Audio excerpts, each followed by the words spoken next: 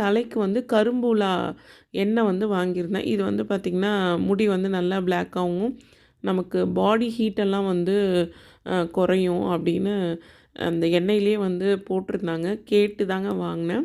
அடுத்ததா முட்டி வலிக்காக அம்மாவுக்கு வந்து இந்த விராலி மூட்டு வலி தைலம் வந்து நான் வாங்கினேங்க.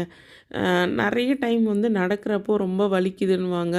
எனக்கும் வந்து பார்த்திங்கன்னா, பேக் பெயின் இருக்கிறதுனால சரி இத நம்ம யூஸ் பண்ணி பார்க்கலாம் அப்படிங்கிறதுக்காக அத வாங்கினேன்.